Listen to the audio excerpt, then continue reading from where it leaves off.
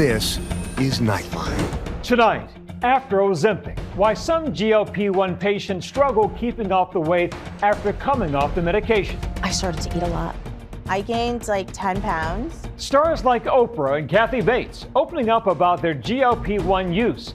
And Real Housewife Dolores Catania. Scumbag, welcome back, scumbag. Back on the so-called skinny shots she thinks she'll be on for life. I don't want people to have unrealistic expectations. And the unexpected length some have to go to after losing the weight. Plus, musical innovators OK Go, nearly 2 decades after Here It Goes Again went viral. And later, Upside Down and Inside Out, filmed before an unlikely backdrop. An airline came to us and said, like, what would you do if we gave you an airplane? I know exactly what we do with an airplane. The group's newest song, Love, pushing that envelope even further. And Born to Run. A big birthday for Bruce Springsteen's signature song. From ABC News headquarters in New York, this is Nightline. Good evening. Thank you for joining us. Tonight, Real Housewife Dolores Catania has been honest since the beginning about using GLP-1 medications on her weight loss journey. She's opening up about what happened when she went full stop, why she decided to go back, and the hard lessons she says she's learned along the way. Here's from Nightline co-anchor Juju Chang with another look. So we have our meats, Yep. salad, tomatoes. That's enough. That'll beautiful. last us days. That's great. Yeah. It's streamlined. And then a lot of vegetables. There's and the things. medication. That's hilarious. I didn't even think about that. That is a supply that you wish you had. Let me tell That's you. amazing. It's a peek inside Dolores Catania's not-so-secret weight loss journey. The Real Housewives of New Jersey star. You're a crazy scumbag. Scumbag. Scumbag. Welcome back, scumbag. Always keeping it unapologetically real, causing a social media stir in 2023 after candidly sharing her experience with GLP-1s on Watch What Happens Live. How long have you been on the Ozempic? 6 weeks. I didn't know everyone was lying about it and not telling the truth, and I got really hammered by it.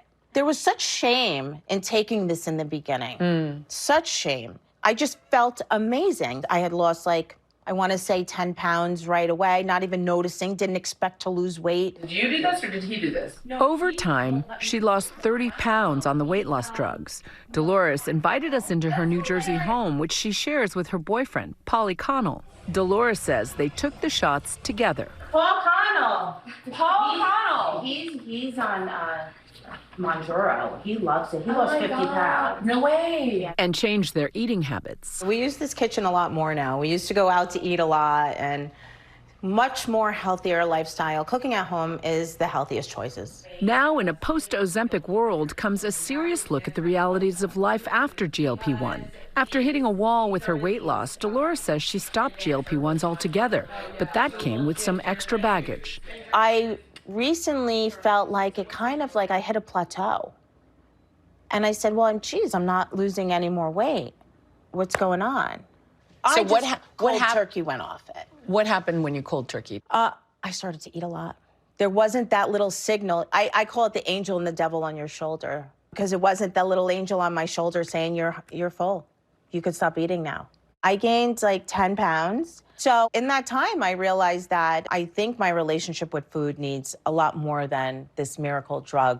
Dolores says she started her GLP-1 journey on Ozempic, but eventually switched to Mounjaro, a different brand covered by her insurance. That journey, now one she expects to be on forever. I think it's so important for me to be transparent about what I take, what I do, what I've done, because I don't want people to have unrealistic expectations of what you know someone should look like. In less than a decade, the class of drugs commonly known as GLP-1s revolutionizing the beauty and wellness industries. GLP-1 medications like Ozempic and Mounjaro have skyrocketed in popularity. They were first FDA approved, of course, just for diabetes, but we realized that they could safely be used for weight loss. The newer brands like Wegovy and Zepbound are prescribed specifically for weight loss. Celebrities like Oprah openly discussing her GLP-1 journey on her podcast. All these years, I thought that thin people, those people, were just had more willpower, they ate better foods. And then I realized the very first time I took the GLP-1 that, oh, they're not even thinking about it. Kathy Bates telling People magazine Ozempic helped her lose the last 20 pounds of her 100-pound weight loss. When Ozempic came out, I thought, okay, and I went to my doctor. She said, let's give this a go. With millions of Americans now on GLP-1s, doctors and patients alike are taking a serious look at the long-term effects for some. I started treatment with 170 pounds, and now I'm 118. Whatever you think we can do to make it better. Jessica says she's still taking a GLP-1 to maintain the progress she's made after a lifetime of food issues. But for her, loose skin became a new hurdle. Once I lost weight and I started noticing a little, the face is a little different. I lost a lot of weight in my face. With more than 50 pounds lost, Jessica says she saw considerable volume loss in her face. I don't think I feel good.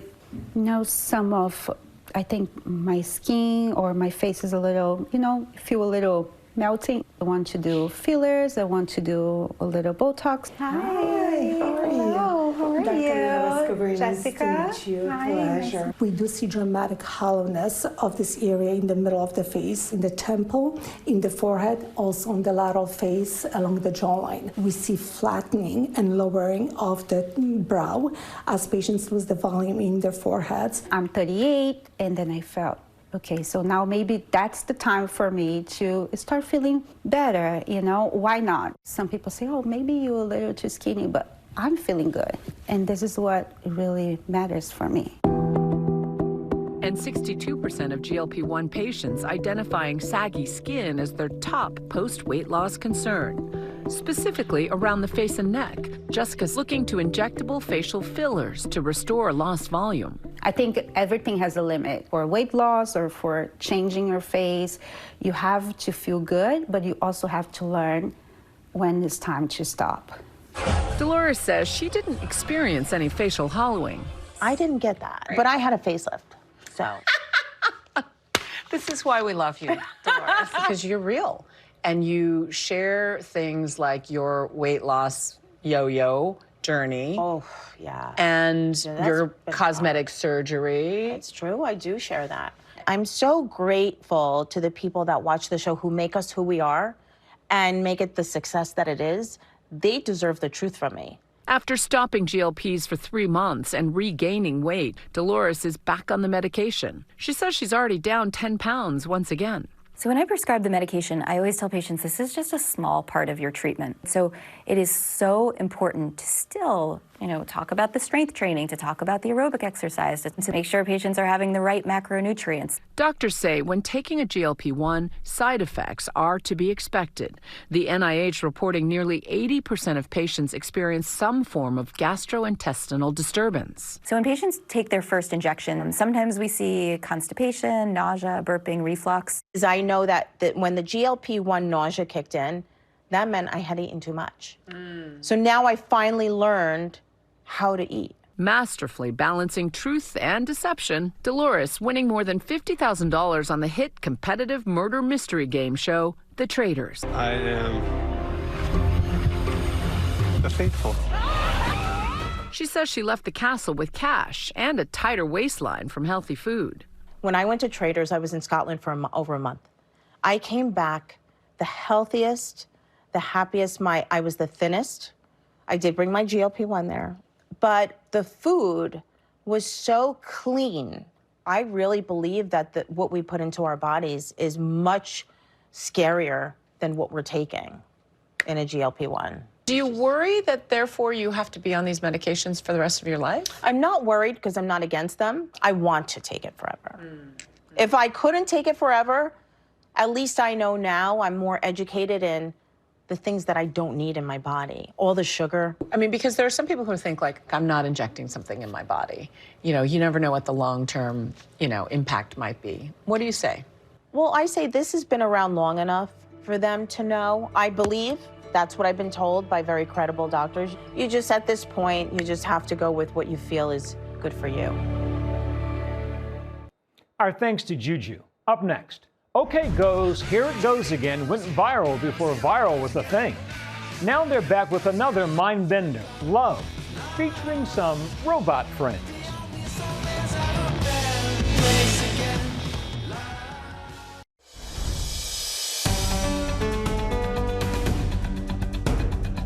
Welcome back. OK Go burst into the music scene with a video that was genius in its simplicity. 4 guys on treadmills, done in one long take. That joyous genius still abundantly on display. Here's Nightline's Ashin Singh with another look. It's a packed house in New York City, all here to see these guys.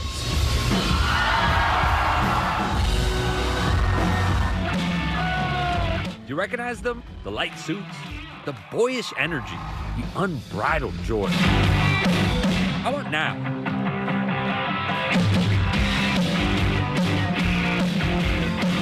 Maybe this will jog your memory.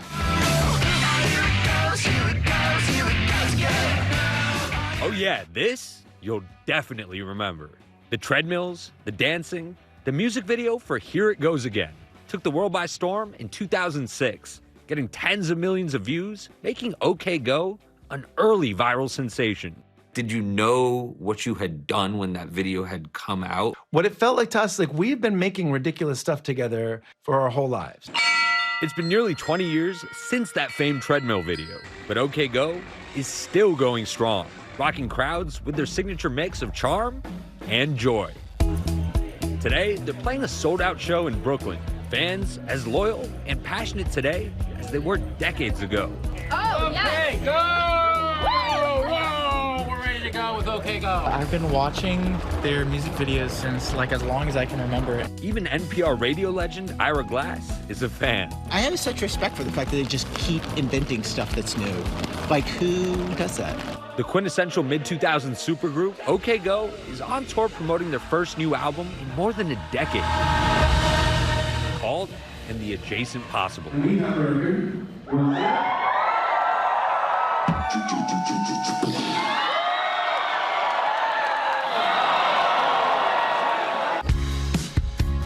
Their journey goes back more than 30 years, when lead singer Damian Kulash and bassist Tim Nordwin were just a couple of 11-year-old self-admitted music nerds who met at art camp and quickly became lifelong friends.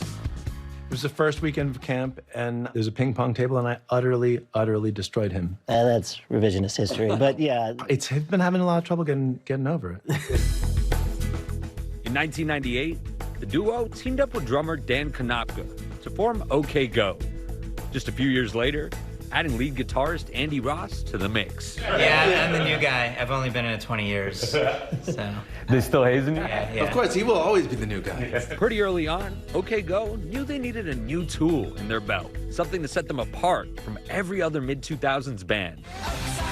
Enter the OK Go music video. The way it started was that our very first song we ever recorded, we had one demo, and a local Chicago public access station asked us to come play on their TV show. And we were too green to know that that meant lip syncing. So yeah, being the like snotty indie rockers we were like, if we have to lip sync, then we should do the art that goes with lip syncing. We're gonna do a ridiculous boy band dance. Swing for the fences. Swing for the fences. This became their first video and the birth of a new style, Cinnamon Lips.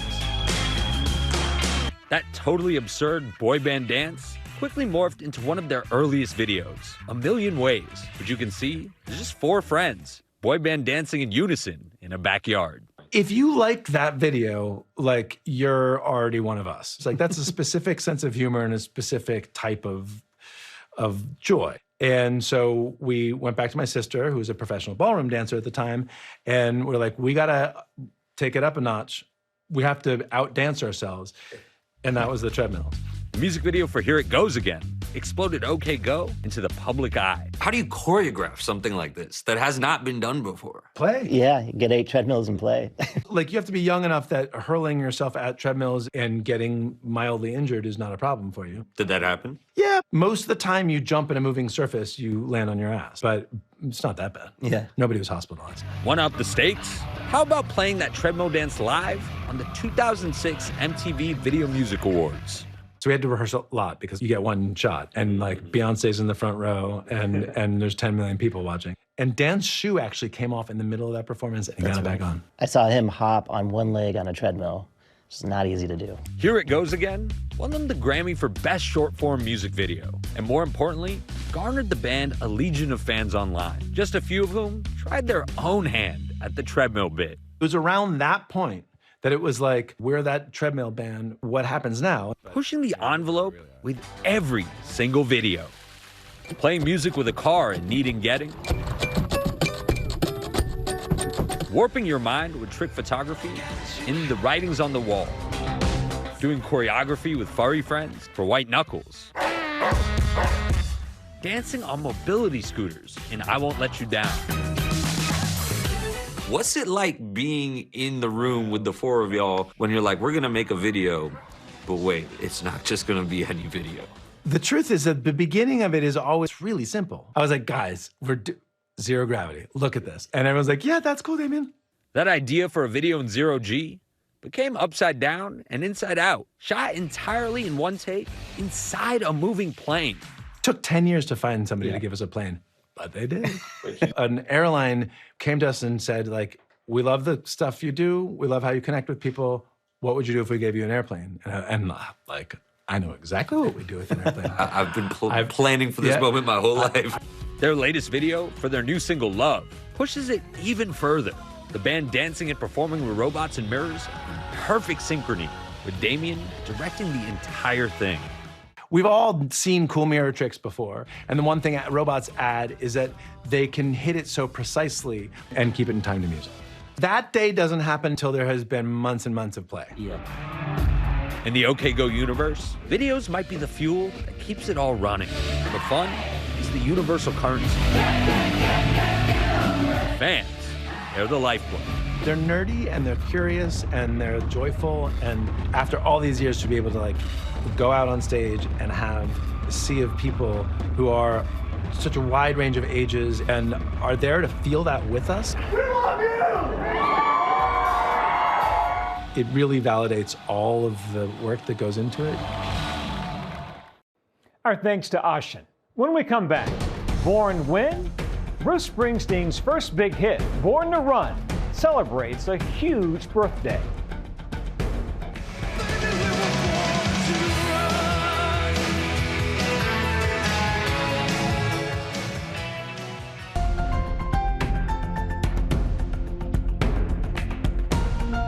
And finally tonight, happy 50th birthday to Bruce Springsteen's Born to Run. On this day in 1975, the Boss releasing what became his signature song, Born to Run.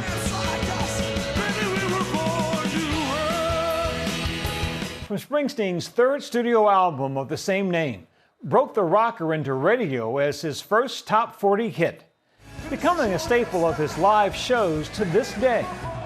Named by Rolling Stone as Bruce Springsteen's #1 best song of all time. And that's Nightline for this evening. Catch our full episodes on Hulu and Hulu on Disney+. We'll see you right back here same time tomorrow. Thanks for the company, America. Good night.